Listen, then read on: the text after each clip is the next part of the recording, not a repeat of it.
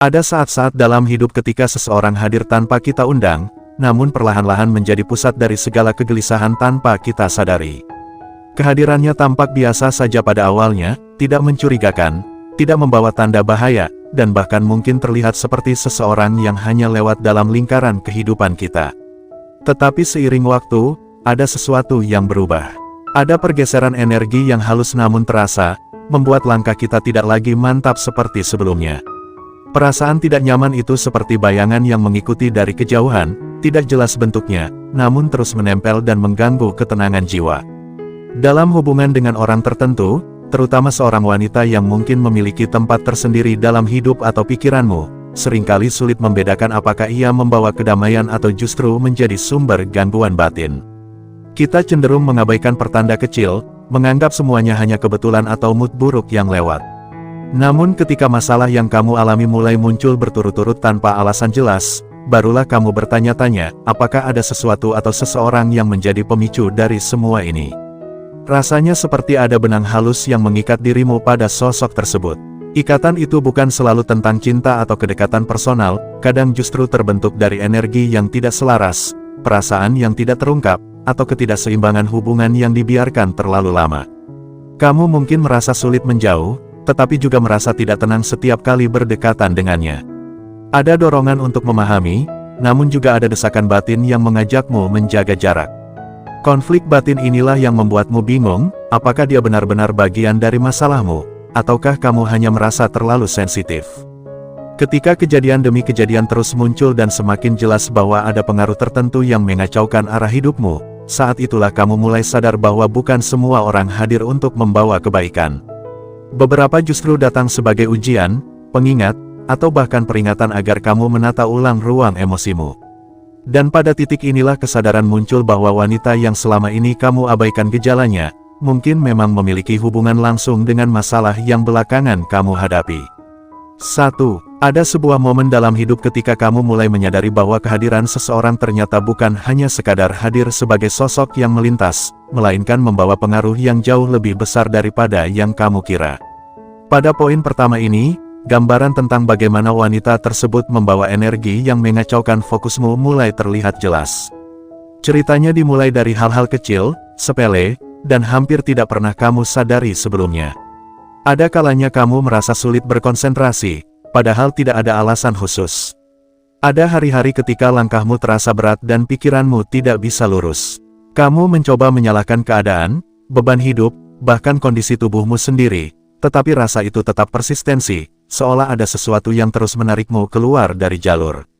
Wanita ini mungkin bukan seseorang yang secara langsung mengganggu hidupmu, tetapi energinya hadir seperti gelombang halus, tidak tampak, namun kuat. Ketika kamu berinteraksi dengannya atau bahkan hanya mendengar namanya disebut, ada perubahan yang sukar dijelaskan dalam dirimu. Fokusmu buyar, keyakinan yang biasanya stabil menjadi goyah, dan keputusan-keputusan kecil yang pada awalnya mudah, kini terasa membingungkan. Energi ini bukan berupa kata-kata, melainkan getaran yang muncul dari ketidaksinkronan batin antara dirimu dan dirinya. Ada ketidakharmonisan yang membuatmu terseret pada pola pikir yang melelahkan. Saat kamu hendak mengambil keputusan penting, bayangan tentang dirinya muncul tanpa diundang. Kadang ia tidak melakukan apapun, tetapi kehadirannya seolah menyedot perhatianmu, membuatmu menunda, ragu, bahkan takut salah. Kamu mungkin merasa tertekan meski tidak ada konflik nyata. Inilah yang membuat energi tersebut begitu berpengaruh, tidak kasat mata tetapi menguasai. Kamu mencoba untuk kembali fokus, menata ulang pikiran, dan mencari pijakan, namun rasa berat itu tidak kunjung pergi. Seolah ia membawa medan energi yang mengganggu keseimbangan pikiranmu, membuatmu mempertanyakan sesuatu yang sebelumnya tidak pernah menjadi masalah. Inilah awal dari kekacauan batin yang perlahan mengambil alih ruang yang seharusnya menjadi tempat tenangmu. 2. Masuk ke poin kedua, kamu akan mulai melihat bagaimana wanita ini secara tidak langsung menjadi pemicu kegelisahan tanpa kamu sadari. Rasa gelisah itu bentuknya macam-macam, kadang berupa kecemasan ringan yang terus muncul, kadang berupa rasa tidak nyaman tanpa sebab, dan kadang berupa dorongan emosional yang muncul tiba-tiba. Ia bisa hadir melalui sikapnya, kata-katanya, atau hanya sekadar getaran kepribadiannya yang bertentangan dengan energi alami dalam dirimu. Bahkan tanpa melakukan apapun, ia bisa menjadi pemantik kegelisahan karena hubunganmu dengannya tidak pernah benar-benar stabil atau jelas. Kegelisahan ini seperti bayangan yang terus mengikuti langkahmu. Kamu bisa saja sedang menjalani hari biasa, tetapi ketika teringat padanya, napasmu terasa sedikit sesak. Ada tekanan halus di dada, ada resah yang tidak bisa dijelaskan. Kamu mulai mempertanyakan keputusan-keputusan yang sebelumnya kamu yakini. Kamu kembali meragukan hal-hal kecil, seolah hidupmu berada dalam ruang yang penuh dengan tanda tanya. Inilah efek terbesarnya, ia mengacaukan rasa aman yang selama ini kamu bangun.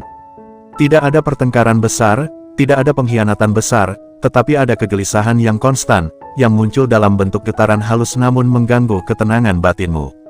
Kadang, kegelisahan itu hadir karena perbedaan cara kalian berkomunikasi. Ada kata-katanya yang terasa menusuk meski secara permukaan terdengar biasa. Ada sikapnya yang seolah menguji kesabaranmu. Ada keputusan-keputusannya yang membuatmu mempertanyakan apakah kamu salah atau dia yang tidak memahami.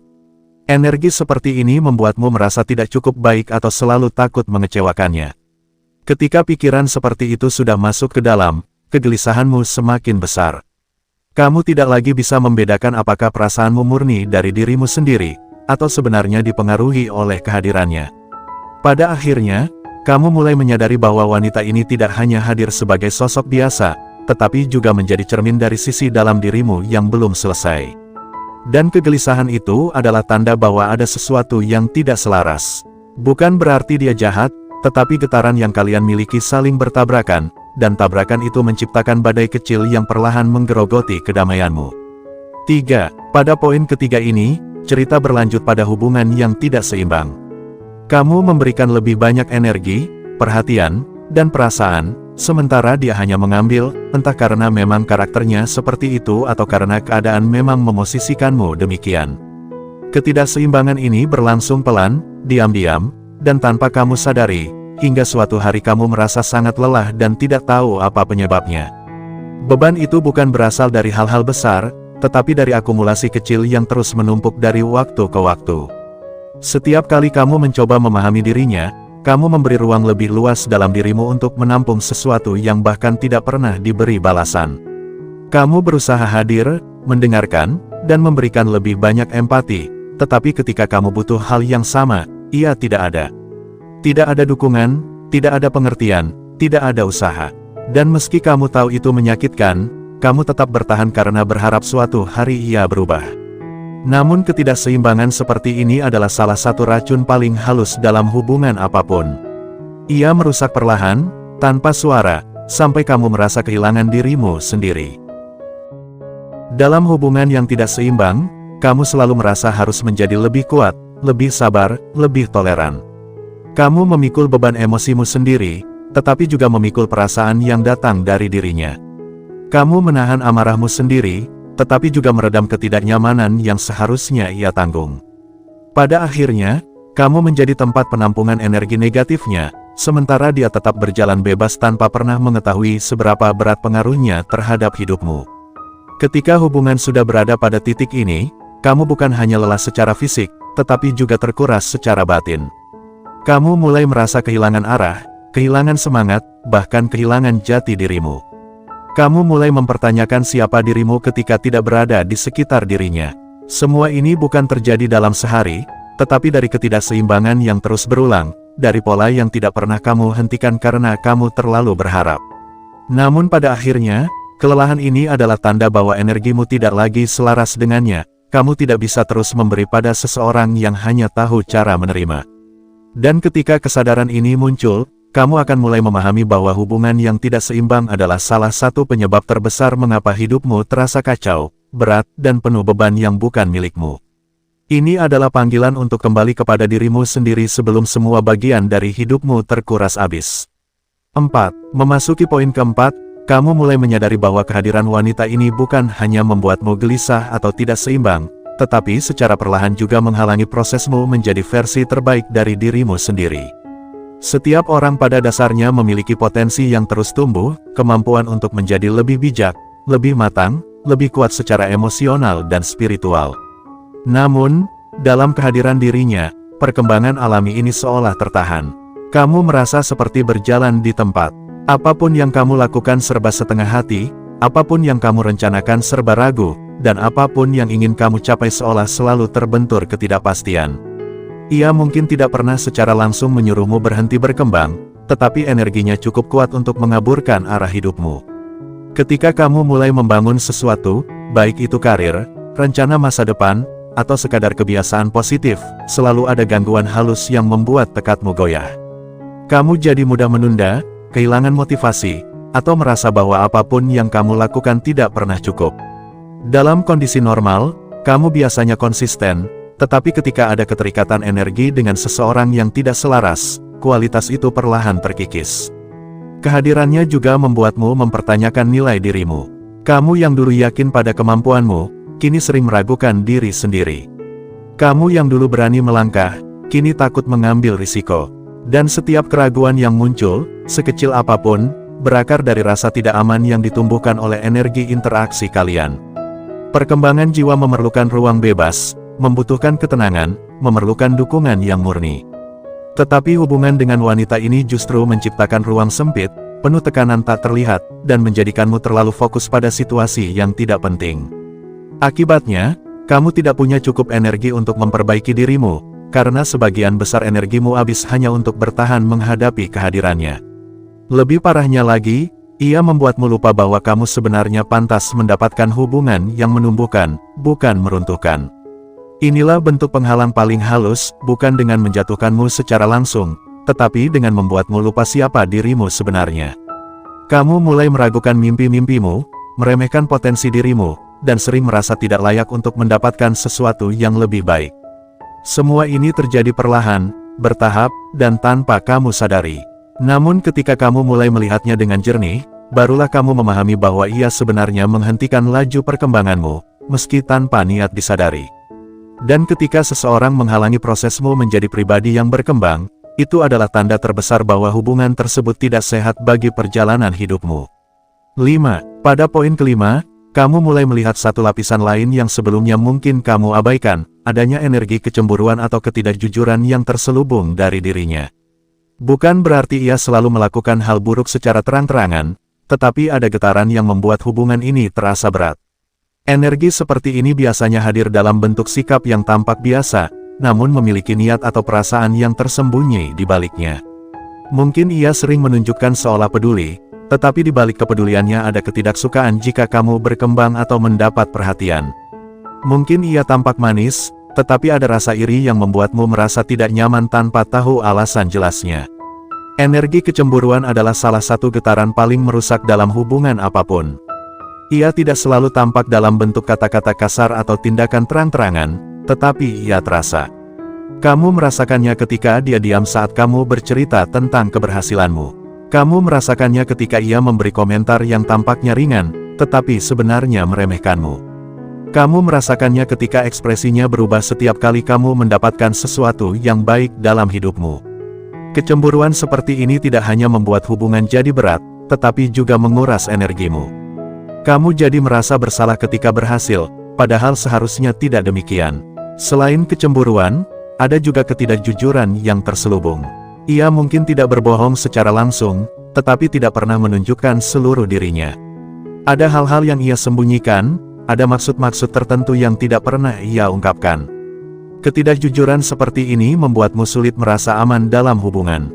Kamu tidak tahu apa yang sebenarnya ia rasakan, tidak tahu apa yang ia inginkan, dan tidak tahu apakah ia benar-benar mendukungmu atau hanya berpura-pura. Ketidakjelasan ini adalah sumber ketegangan yang membuatmu semakin lelah. Ketika seseorang membawa energi seperti ini ke dalam hidupmu, kamu akan merasakan beban batin yang tidak perlu. Kamu punya keinginan untuk mempercayainya, tetapi selalu ada sesuatu yang mengganjal. Kamu ingin dekat, tetapi setiap kedekatan justru membuat emosimu terombang-ambing. Dan yang paling menyakitkan adalah ketika kamu menyadari bahwa energi kecemburuan atau ketidakjujuran ini mempengaruhi cara kamu memandang dirimu sendiri.